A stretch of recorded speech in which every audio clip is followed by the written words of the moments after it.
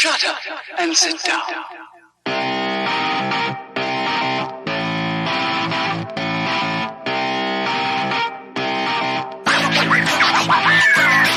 What's up, everybody? Welcome back to Third Shift for the third week in a row. It's me, your host, the greatest man who's ever lived, your funky leader. It's me, it's Matt.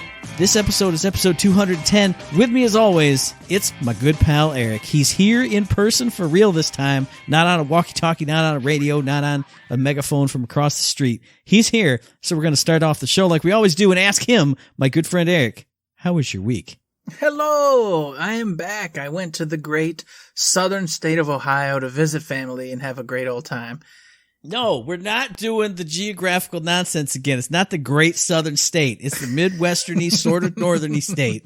Don't confuse Hunter and all those Canadians. Don't do it. Oh, all right, fine. So I went there, had a good time, hung out with family, brought the PlayStation, never touched the PlayStation, as I do every time. I don't even know why I bother, but, just always hope, maybe I'll get lucky. Maybe there'll be some downtime. No. Played the hell out of some Harry Potter trivia games and whatnot with everybody there. Cooked up a brisket, smoked it all day, like freaking 12, 13 hours or some crap. And then sliced into that and just, hot diggity daffodils.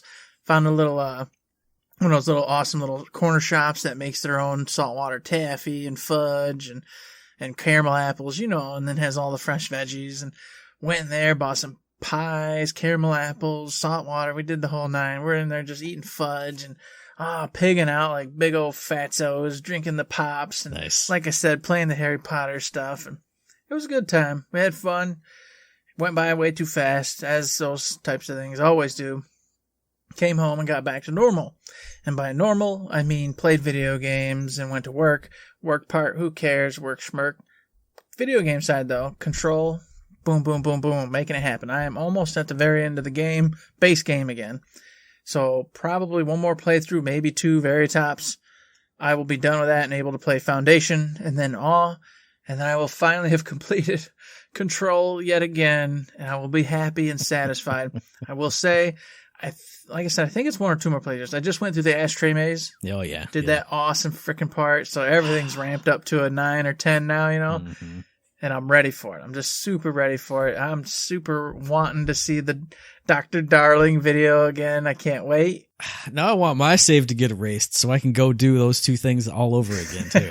And like in sequence, like see that, because you can run back and do them, but that's not cool. That's not the same as building up to the moments. Right. Just like when you get lucky and you finally find another Threshold Kids video and you see it sitting there and you just rub your little hands together and you go up to it and you're like, boop, what's this one? Oh, I love it. I got to see just recently when I was playing this last time that everyone sits in the big chair.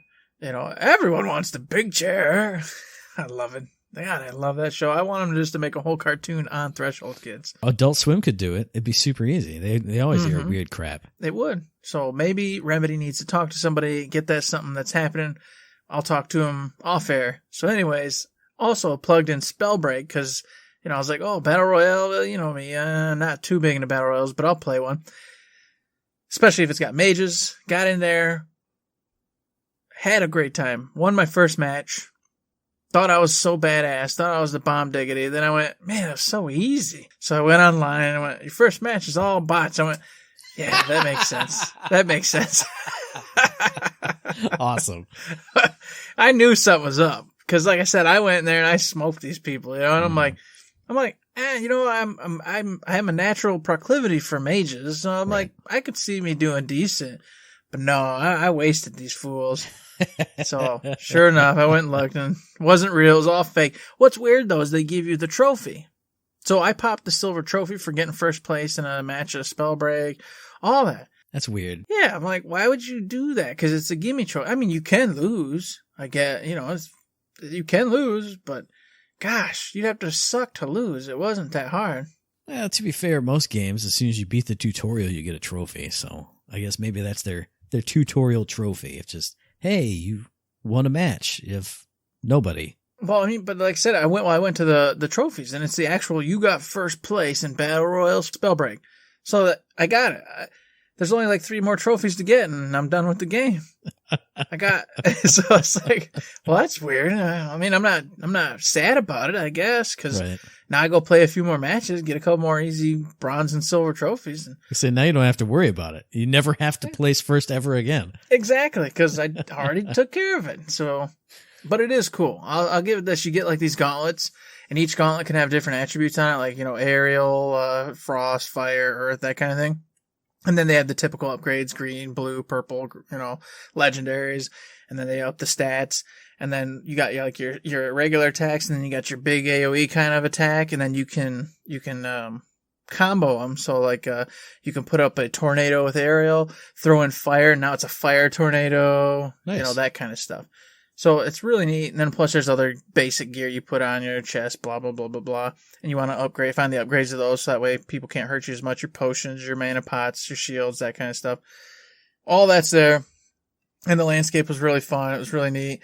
You can jump around, fly around. I like it. Will I play it a bunch? Probably not. Just like I said, I'm not a Battle Royale person, but I'll dabble in it a few more times until my interest fails me, and then I move on. So with that being said, I played some Borderlands 3 because I was like, well, I better get in there, get the character ready, wind it up, round it up, ready to go. So I played that a bit, went and farmed a couple bosses, got rid of a whole bunch of crap in the inventory, that kind of thing. Popped off of there. And then lastly this week, Street Fighter 5, you got that free as one of your PlayStation Plus games. Mm-hmm. I was like, I love Street Fighter. I love fighting games. So I went in there and downloaded it. And I played a few little bit of that and playing this, and I'm like, nope, this is a great game. It's beautiful. It's wonderful. But I get angry and I don't like it. And I instantly started to feel that in a couple matches. And I was like, yeah, nope, turn this off. Not for me. I'm not going back to the world of fighting games. I can't handle it. I just can't. I get so angry. But it's so gorgeous. Mm-hmm. The characters are freaking awesome.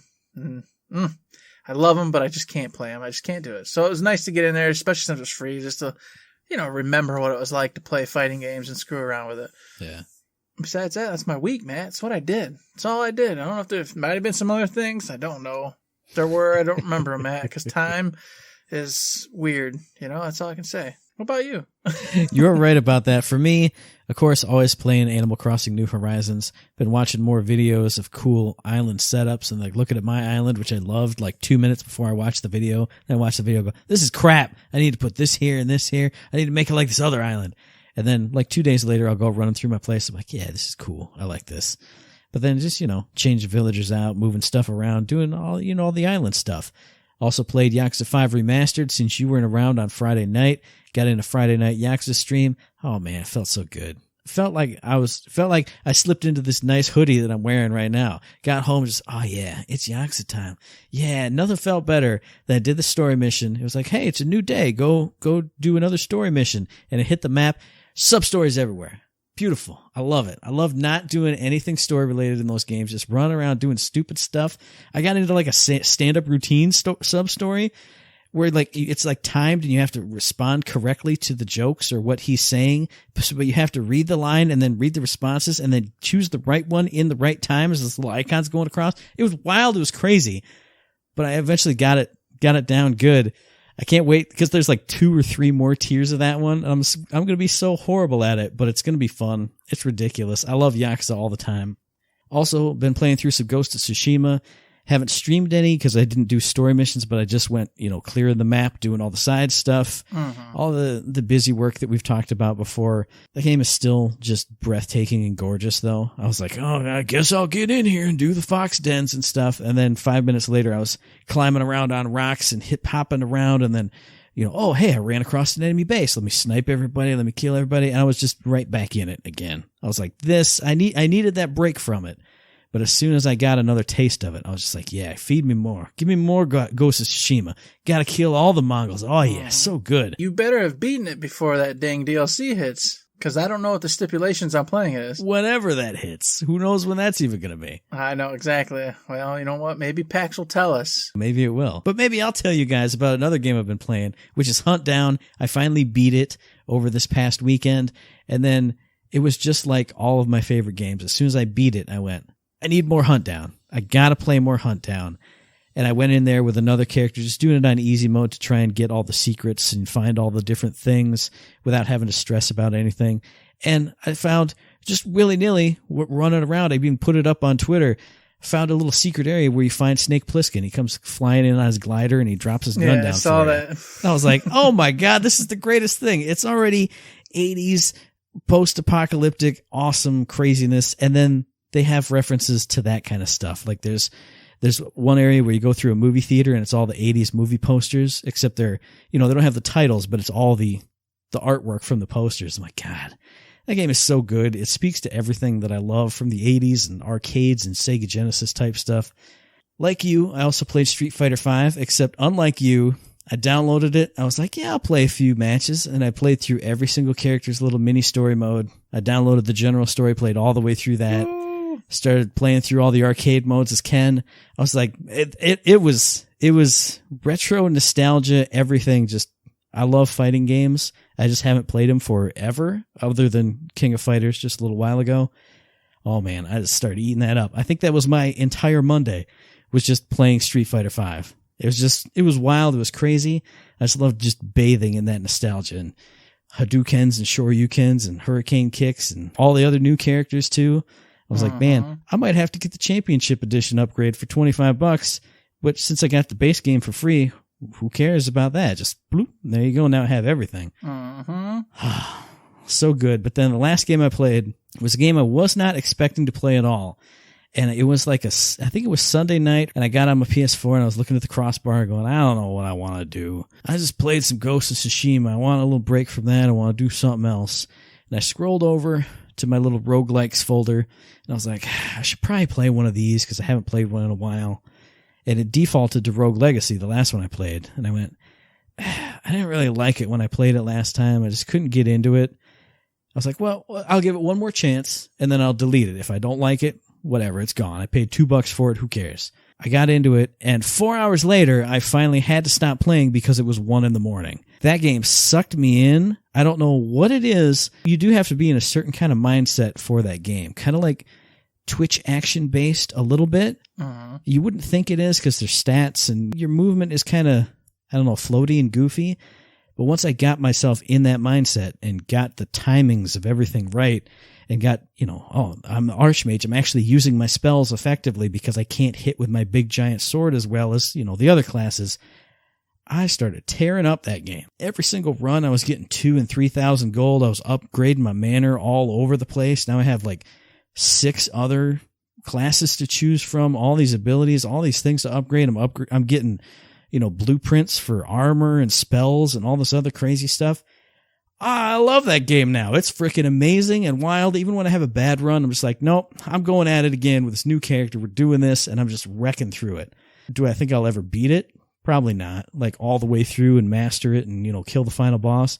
No, but once I got that little dose of progress, and that let me go another step and another step and another step, and then 4 steps the next time.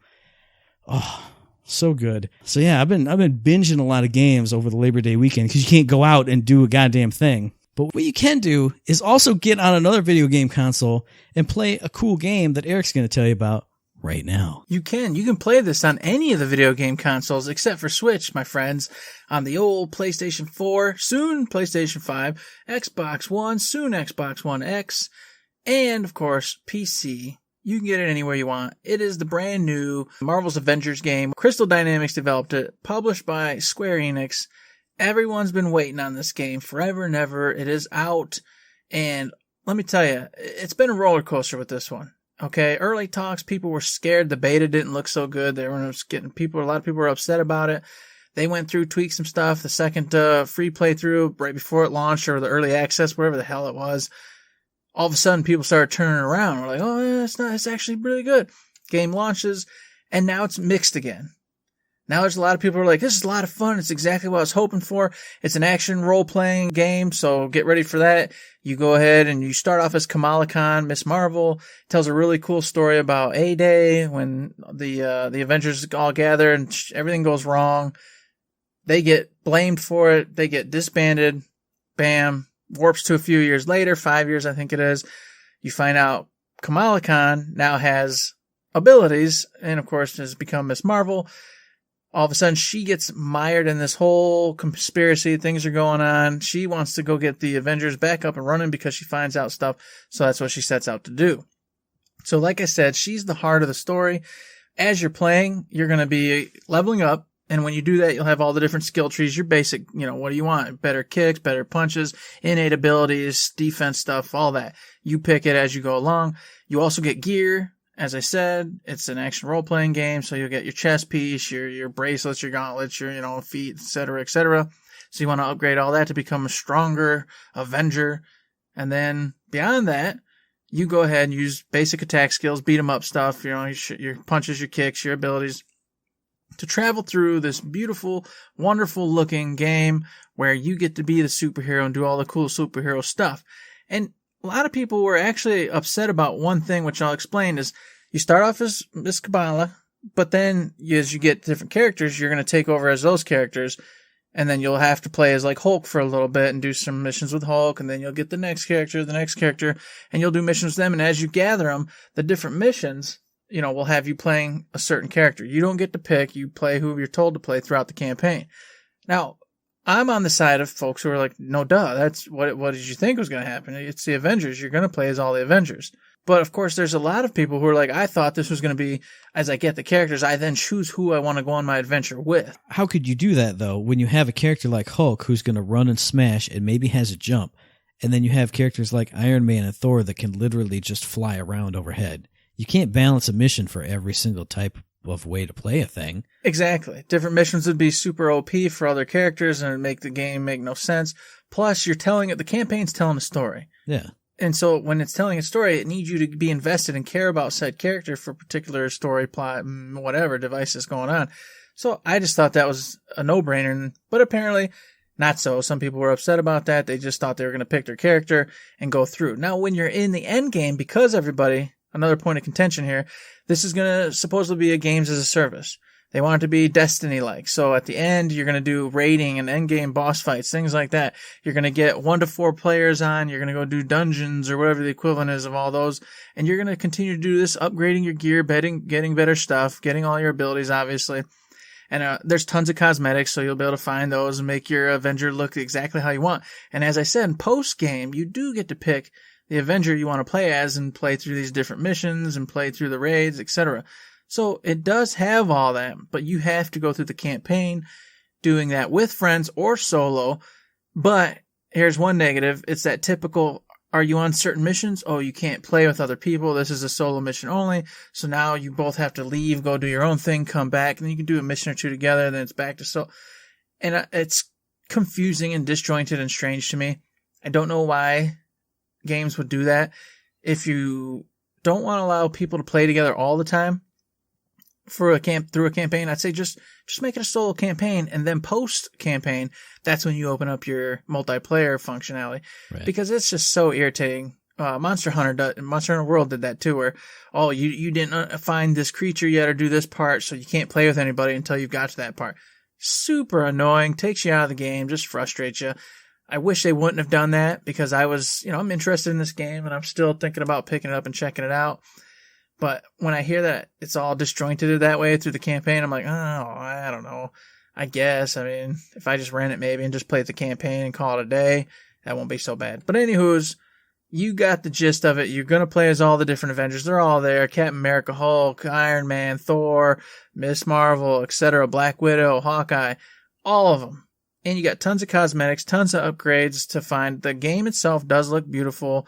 Everything seems to play just fine. I hear there's some hitching issues and that and whatnot here, but I'm assuming those will probably all be gone when PlayStation 5 and the next gen stuff hits. So if you don't want to deal with any of that, maybe wait on this one. But if you want to get right on in, if you got the Pro or whatever, it does look dang good. And the campaign, from all reports, is pretty fun and heartfelt. And Miss Kamala apparently kind of carries the whole thing through. So, I don't know. Something to check out, folks. Maybe you'll like it. What about you, Matt? Well, my release this week is something that came absolutely out of nowhere. I was looking, I was like, oh, Sony seems to be trending on Twitter. What's that? And it was people saying, oh, release the price of your PS5. But in the middle of that, there was a tweet from Sony saying, hey, guys, want to go back into Amalur? And I went, I do. What is this? and they said Kingdoms of Amalur Re-Reckoning is out now. And I went, what is this even? I didn't even know this was a thing. Kingdoms of Amalur Re-Reckoning is out now as of the 8th. If you don't know what Kingdoms of Amalur is, it was one of my absolute favorite RPGs of the 360/PS3 era. Total single-player RPG.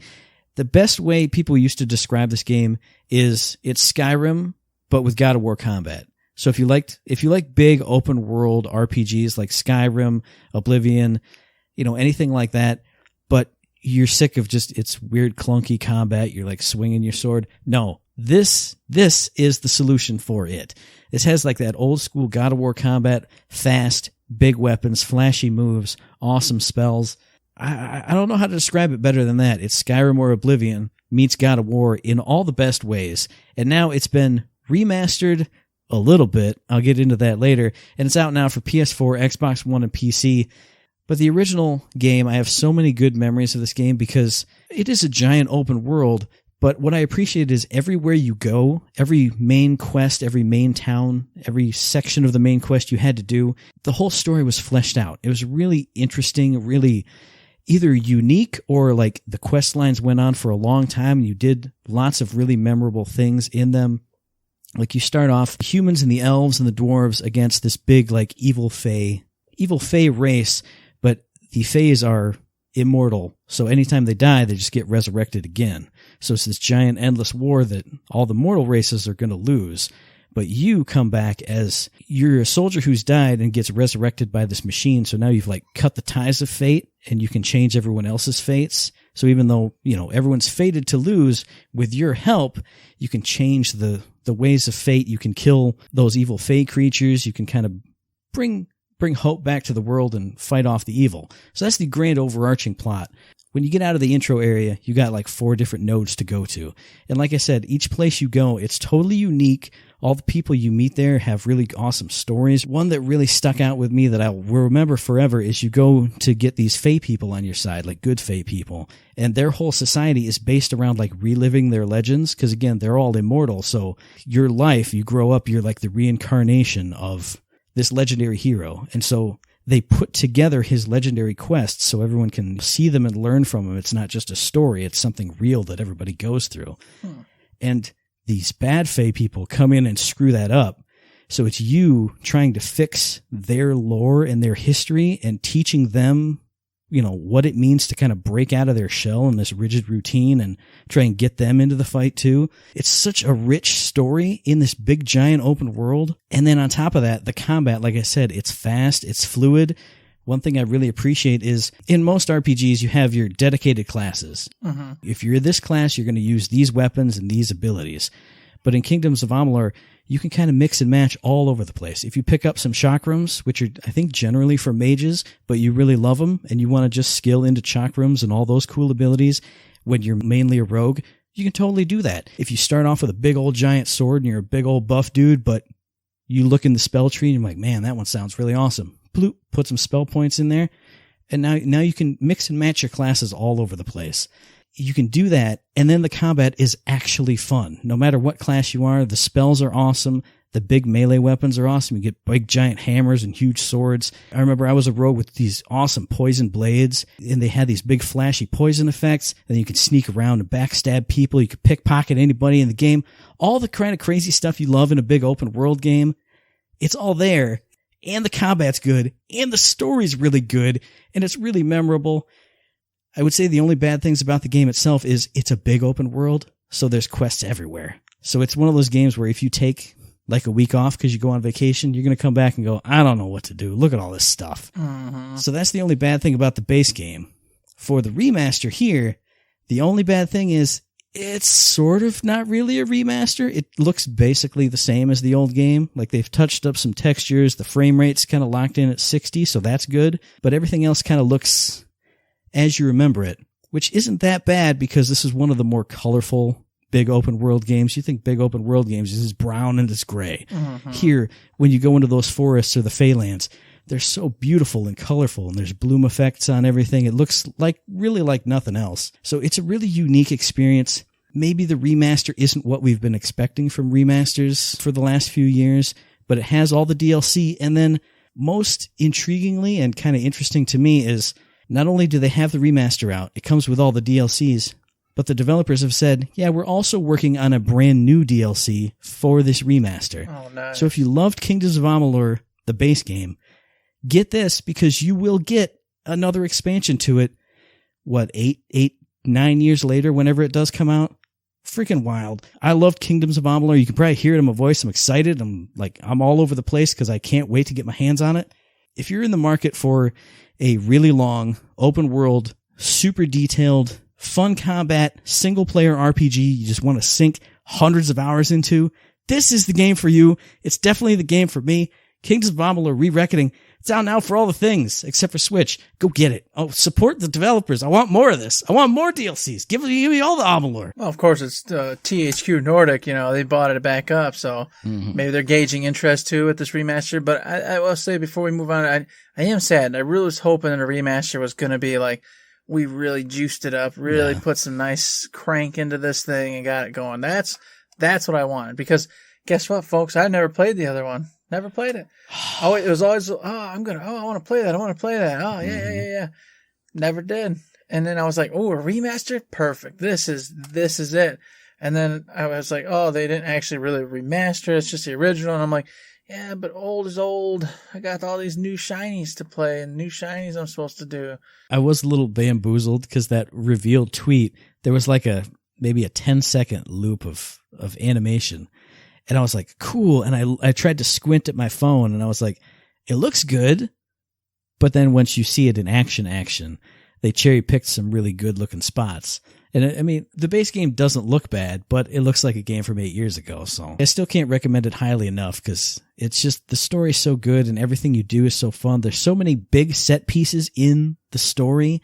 And then the fact that the combat you have in those set pieces is so much fun. Rolling around everywhere, dodging, throwing off spells and cool abilities.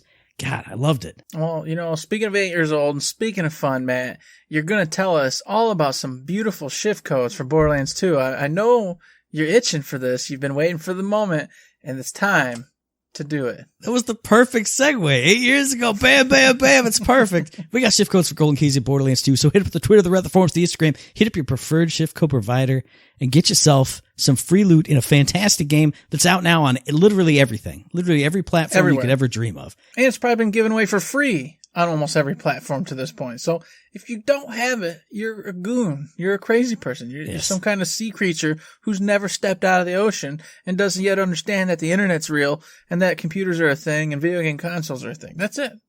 There's no other way. It's impossible. They've handed this game to you on platters over and over again. No excuses. And of course, as well as with no excuses, they ain't got no excuse not to have patch notes this week, Matt. That's right. And they didn't let us down. They didn't give us no excuse. They brought it up and it's here. We got them. Brand new DLC, cool little additions. Oh, what got you going here, Matt? Is anything exciting? What's happening? There's one thing that got me going because, I will say when I first read the patch notes, I went, okay.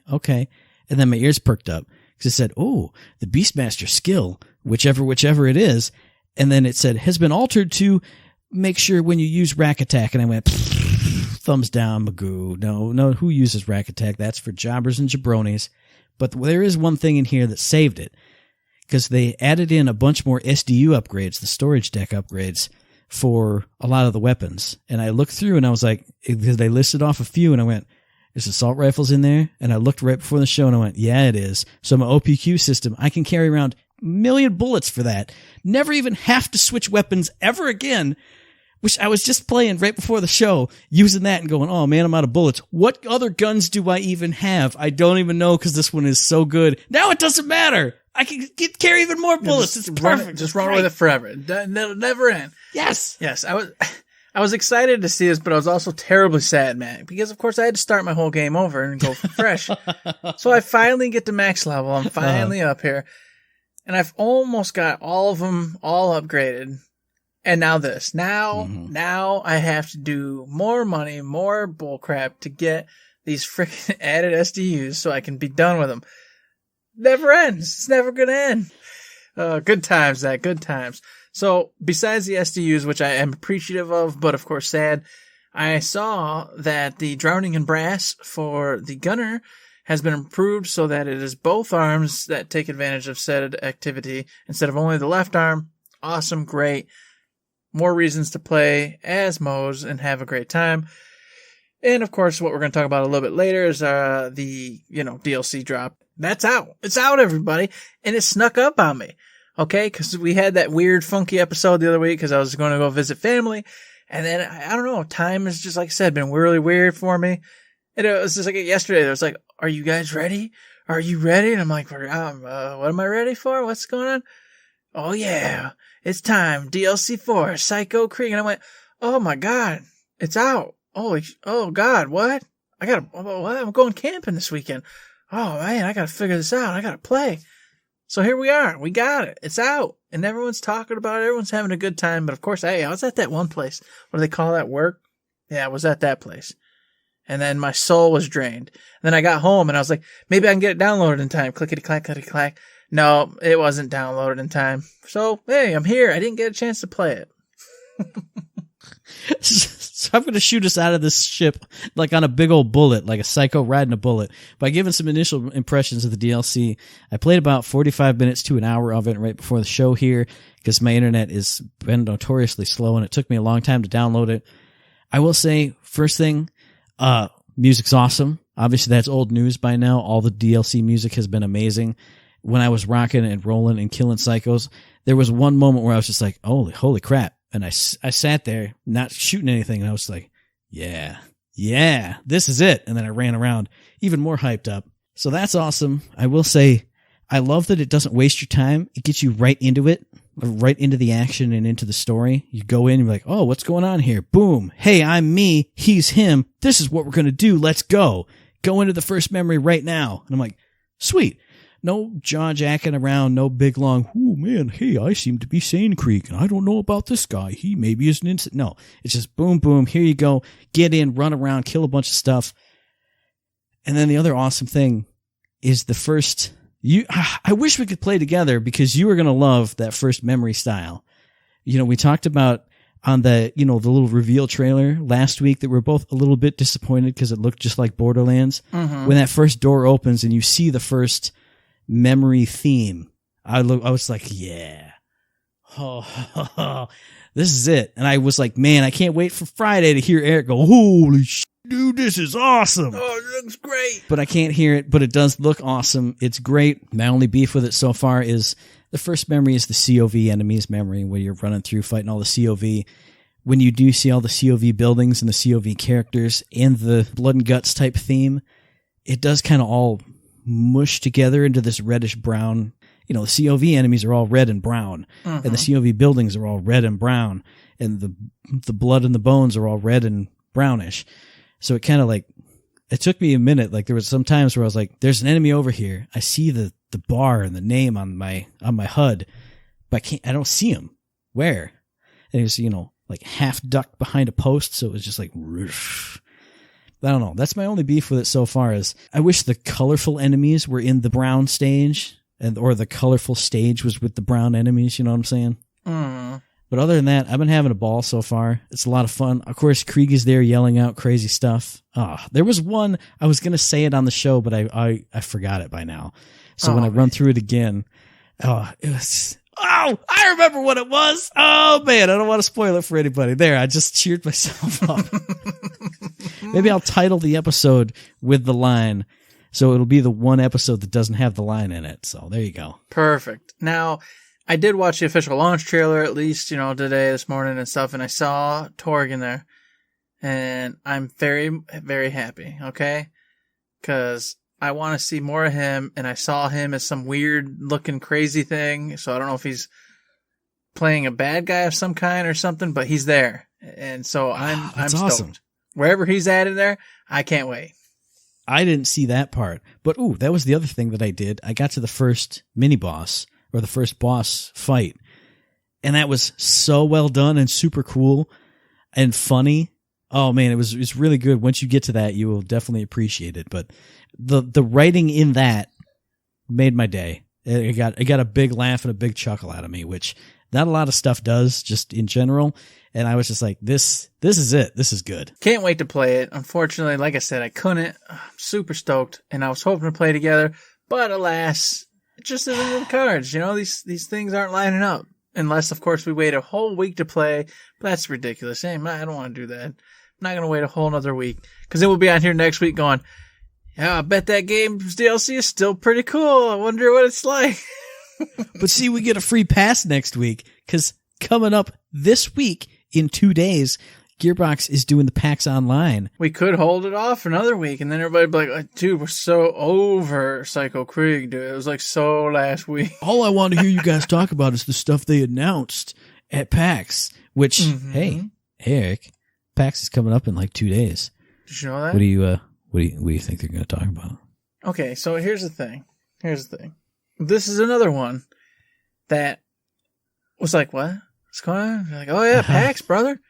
Got PAX Online. You go, we're announcing games, things are happening. I went, oh, I don't understand when this happened. When this come up? I don't recall any of this. Where have I been? I listened to podcasts all day, and I have not heard anything about this. So first off, I am flubbergasted about what the hell happened and how this came about. Secondly, Gearbox is going to be there, and they've already announced they're talking about Borderlands, what their plans are for Borderlands 3. So a conversation we had a couple weeks back about where we think they're going to go with Borderlands 3 and what's going to be happening. Well, since they're coming to PAX and actually talking about it, I've got to assume they've got more content. So it definitely isn't going to be the one alternate reality we decided that might happen where they just kind of go cold case on it for a while and then come later with some DLC. Nope. Looks like we're getting another season of some kind, or at least some form of, active fun DLC, something they want to come on PAX and talk about. So that part I was excited to hear, and I just wonder what the hell it's going to be, though. That's going to be the big thing. Season 2 entirely, or just something smaller, Yeah, because they did specifically say in the announcement last week, it's like the future of Borderlands, or what's coming next for Borderlands. And since they dropped the DLC today, they can't go in and say, oh, hey, guys, the DLC is coming. So there has to be something. So I'm thinking, well, I'm going to wash all the expectations and hopes and dreams out of my head. And I'm just saying roadmap. That's all I want to see. Because I want to see what they did, the last PAX or the last, PAX East or West event. They had a little roadmap up on the screen. And it was like March, April, May, June. I just want to see that. If I see that, I'm going to be happy. What do I think it could be? I'm thinking it's going to be seasonal events and maybe a Guardian takedown, the little sprinkling of the stuff that they do between big announcements. I feel like that's what we're going to get. But if I at least get that, I'm going to be super happy. I like it. Anything at this point for me, I'm super happy with. I don't really have any expectations for it, like what I think is going to happen anymore. But I suspect you're going to probably be right. I think we're going to get some kind of takedown action that's going to be like soon coming. And then they're going to give like a roadmap of when they plan to release a season 2. I don't think it's going to be right away, though. I think it's going to be a ways off, but they're going to show you like a little, hey, don't worry. In the future, we do have another season coming. And that's going to be awesome. Now, what I hope, and this is where the only hope I have, is that they've got a big old restructure for PlayStation 5 and the new Xbox. So they're going to be, hey, and for Borderlands 3, if you own it, it's a free upgrade, up-resed, upped everything to the new system. All yours for free if you own Borderlands 3. And it's going to be gorgeous and even more beautiful than it already is. And I'm excited to see that. And I totally forgot about that. But watching the Ubisoft conference that they had earlier today, I think they mentioned that at least 2 or 3 times. Hey, it's a free upgrade if you got this. I feel like everyone else is doing it. So many other companies, so many other games are getting the free upgrade, enhanced version stuff. And for something like Borderlands 3, that's perfect. I mean, if you can get the enhanced edition, and then that'll make you play through it again, because you pick up your old character. Sheesh, no, you're going to start a new character and see everything over again with fresh eyes and fresh HD textures and ray tracing and all these things I don't even understand. That's a perfect idea, and I'm glad you mentioned it because I would have forgotten about it. I was thinking about it earlier. I was like, I want a roadmap, and I want this. Those are the 2 things I want. Yeah, I think we're going to get it. I'm pretty sure we're going to get it. I just feel it in the air. But of course, there's so much more at PAX coming, okay? Now, I did take a peek, and it appears like some of the bigger players will not be there. So I was like, okay, because I was originally going to come on here and go, well, I'm sure that's where they'll probably, Xbox already announced their new Xbox Series S, the release dates, all that. It wasn't supposed to happen, but it did. And then I was like, well, Sony will probably wait for PAX, this PAX Online, I guess. But then I heard that Sony's not going to be there, so it means I guess that we won't hear the PAX, that PAX about the Sony release. So there's that. And then a couple other big players weren't there, and I was like, okay, well, what the hell? What's going to be here? And I'm like, I don't know. But I do know, keeping in the Gearbox wheelhouse, that, of course, Tribes of Midgard and Godfall are going to be there. Now, do you think this is where Godfall gives us a really big scoop and then the release date? Because do you think Sony will have already, before this happens this weekend, announced? Or are they still going to have to be, pulling it back? And you think Sony's going to wait till after this PAX event? Especially with Xbox already having released its release dates, prices, everything. I feel like since they've done that, Sony can just hang out, even though people are all up in arms about it. So I feel like for Godfall, I think we're going to see the next jump. We got to see some big, long gameplay, like a whole stage maybe, or like into a boss fight. With a boss fight and actually a little clip of story or something. Depending on how long their segment of the show is, I feel like that's the perfect opportunity to be like, hey, here, we're going to run you through the first scene or the tutorial area or something. I feel like that's what we're going to see here, but if PS5 doesn't announce something like tomorrow on a Friday, I think it's just going to be like, yeah, we're still coming holiday 2020. I don't know. I would love for Sony to do it because it's been Release-a-Palooza, News-a-Palooza all this week, but I feel like they're not going to do that, so Godfall's not going to do that either.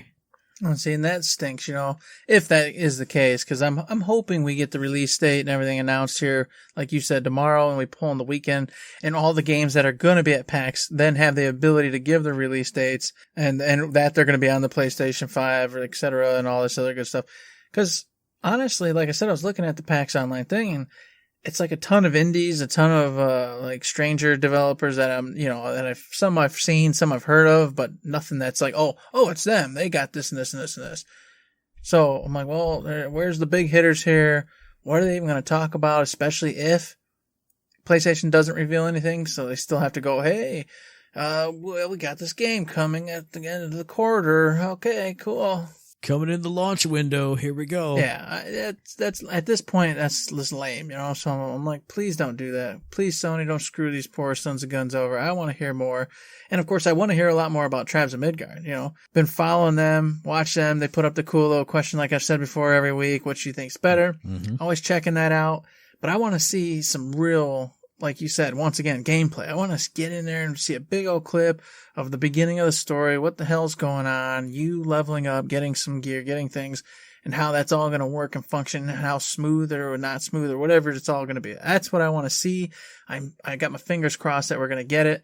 We know they're both there, and they've been advertised as, having some cool stuff to show. I hope that's what it is. I definitely hope so, too. Again, Tribes of Midgard is in that what Godfall was just like a month ago stage for me. Well, it looks cool, but I need to see more.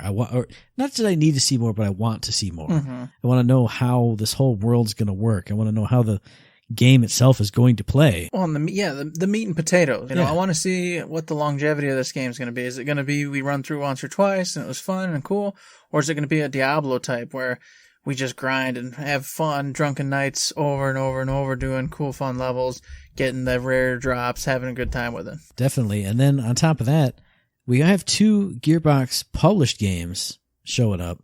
I want to see little hints and drops and teases because here's the 2 big dogs about to come running over the hill. Well, what else is chasing after them? They've done a pretty good job of like slowly drip feeding their stuff out. Right when the last few things launched, it was not too long before we started seeing stuff about Godfall or developers they partnered with.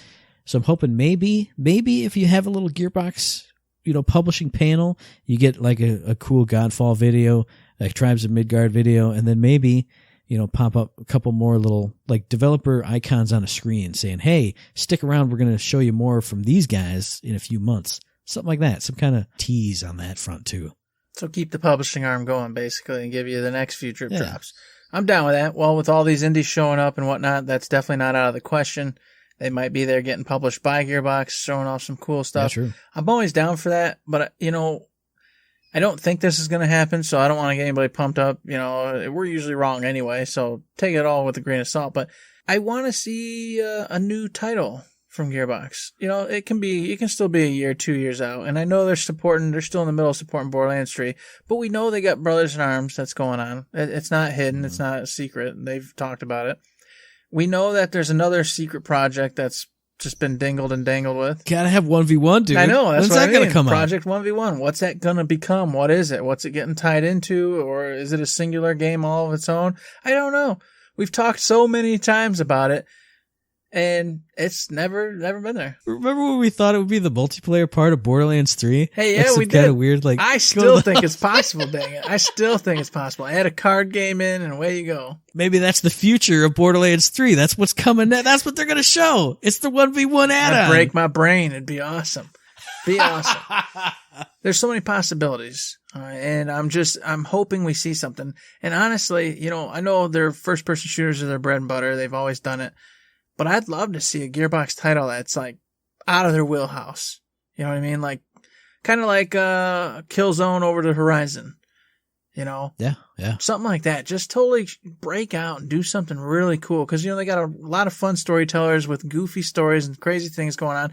They know how to do fun and colorful. They know how to do serious. We've seen both sides of it. I really think they could do a really cool ARPG or a really cool third-person type game. I kind of want to go for the RPG side just because, that's my wheelhouse. That's what I love more than anything. And also because the third-person open world is, I don't want to say oversaturated because, hey, if you like those types of games, to hell with it. Play them, have fun. But there's a shit ton of them, let's be honest. They're all over the place. That's what everybody makes constantly. So I kind of am like, stick over in this RPG thing. Tell me a story, Gearbox. Tell me a really cool story. And I think they can do it. And I want to see it. Yeah, speaking of cool stories, I would like the last Brothers in Arms game was a cool single-player story. They had a multiplayer component, but that wasn't the focus. And that was a long, emotional, serious war story. We love Borderlands. We love the goof humor in that. I would like to see them go back to something, and if it's Brothers in Arms, I'm pretty sure they would do it this way, but something really dark and serious. They're really good at the laughs and the goofs. Not that I don't like the laughs and the goofs, but I want one project that's no laughs, no goofs. Just a really deep, meaningful story. I'm stealing it from you, Matt. I'm taking it. I want a serious story too, but I want an RPG. So you know what? Boom, give it to me. That's fine. There you go. Like near Autonoma, something dark and really cool and strange and bizarre like that. Perfect. I think Gearbox has it in them to pull it off. And we're waiting to see Gearbox post up that beautiful news for us this weekend, but we got to tell you where it is, when it is, right? I don't know. Is it maybe September 12th through the 20th? This year? Yeah? It's crazy. How long do we got to wait to hear from Gearbox? What day is Gearbox doing their thing, Matt? I don't know. Do you? I thought you knew because you hit it. You hit the date right on. It's going to be on the 12th at 12:45 p.m. Pacific time. So I don't know, 6 in the morning Eastern time. I don't know how to do math. It's too much. What's Pacific time? I don't live in the Pacific Ocean. What do you want from me? I hear it's orange and crazy and ashes falling and they're hell. It's a hellish landscape. So why would I ever go over there? It's crazy. I wouldn't set my clocks to that time. No. But you can find that at twitch.tv/PAX. Also check it out, twitch.tv/GearboxOfficial. I definitely saw some stuff saying it will definitely be there, probably a co-stream type of thing. You can probably find the archive there as well once that's done. So definitely check that out. What I said last week, you weren't here to talk about it. How long is this panel going to be? Nobody said a gosh golly word, and it starts at a 45-minute time frame. Is it a 15-minute thing? Is it 30 minutes, 45 minutes? Somebody's got to tell me. It's a mystery to us all. Is there something on the calendar? Gosh darn it. It's going to be nuts. It's crazy that they're right there in the front end opening this sucker up because, as I told you, it does go to the 20th. So there's going to be days upon days of this thing. See, that blew my mind. I saw they were going to be there on the 12th, and I was like, oh, it's going to be like a 2-day thing. What, a whole week? Eight days? What? And everything this whole year, especially these last 2 weeks, is just surprise, surprise, surprise. Here it is. There it is. And I told you this when this all started, and I stuck to it, and I believe it, and it has happened. It's crazy. There's so many games, so many things, and I appreciate it. I love it. I can't keep up with it, but because of all the online stuff, it sucks because I'm missing so much. Yeah. And I feel sad because, usually we can watch the events and I sit here for 3 hours straight just watching and watching and watching, and I get it all crammed into my face and I walk away and I go, okay, I crammed it all in my brain. But now they're like, no, here's this thing, but you missed it because you're at work. Oh, here's this thing at this time, but you missed it because you're at work. Or you were taking a poop and you missed the other thing. Oh my God. And then I got to hope that some of the game places tell me, the IGNs of the world, etc. But they only do for the big budget, big market stuff. And then you miss so much. I was going to say the Ubisoft Forward stuff. I never would have known, except I just checked the trending tab on Twitter and I was like, Ubi Forward, what's that? Click. Oh, it's some Ubisoft game reveal thing? I would have had no idea. Versus like you said, when it's E3, okay, E3 is these 3 days. We're going to sit down on those 3 days. As soon as I get home, put Twitch on. Okay, there it is, there it is, there it is. I missed that one, but I know that's the one conference I have to go look for. And you do it right after hours. Now it's just like the announcement tweets that we keep getting that are just willy-nilly all over the place. It's crazy. And I'm like, I can't keep up. I don't know what's happening. Oh my God. So it's crazy. It's awesome, but it's too much. Slow down, video game world, okay? I got too much to do right now. Don't overstress me with too many more games, all right? Thank you. So we don't want to get stressed by them, but we do want you guys to stress us out by sending us all the things that you were expecting from the Gearbox show. So when you hear it tomorrow and the Gearbox show is the next day, get on the email, thirdshiftme@gmail.com. Get on the Twitter @ThirdShiftME. Get on the Facebook, find us under Third Shift. Tell us what you're looking forward to, what you expect to happen, what actually happened, because we probably won't see it because it'll bombard us and we'll be all crazy because I'll be at work or I might be home. I don't know what time is, but check us out there and let us also know any kind of questions, comments, concerns, any kind of feedback at all. Do that via any of those 3 channels. It's great. You can go check us out on any 3 channels that he just talked about, either or, you can go over to Patreon, where we treat it like a little tip jar. You like what you hear, like what we're doing. You want to keep us afloat, keep us out of that ocean and becoming a goon who doesn't know what the hell the internet is or anything else. Hey, throw us $1, $2, $3, any kind of bucks. It helps us out, keeps the lights on. Very much appreciate it. All of you who have done it in the past, present, and the future, I say thank you. We here at Third Shift say thank you. If you don't have the bucks, though, we totally understand. You can go ahead and give us that mailbag question. Give us comments and stuff, just like Matt's always asking about. Throw us some likes, some subscriptions, some follows over there on Twitch. 5-star ratings on the iTunes. You guys know the rigmarole here. There's so many ways you can help us help you here at Third Shift. You can help us the most by checking out the very next episode, which will drop on the 17th of September. You can find that episode on iTunes, on Stitcher, on Podbean, on Spotify, and on YouTube. And as I always say, if you like what we're doing and you'd like to help us out, please give us a like, a rating, a review, a comment, a subscription, any kind of good thing on any one of those good services, because it does help us out, and we really do appreciate it. We do. We appreciate that. We appreciate a 5-star rating over on iTunes. You consider going over there and doing that. That'd be great. And if you don't, maybe someday you're going to fall in the ocean and you're not going to like it. You know what I mean? Just saying. And with that not very thinly veiled threat, there's nothing else to say but don't forget to save.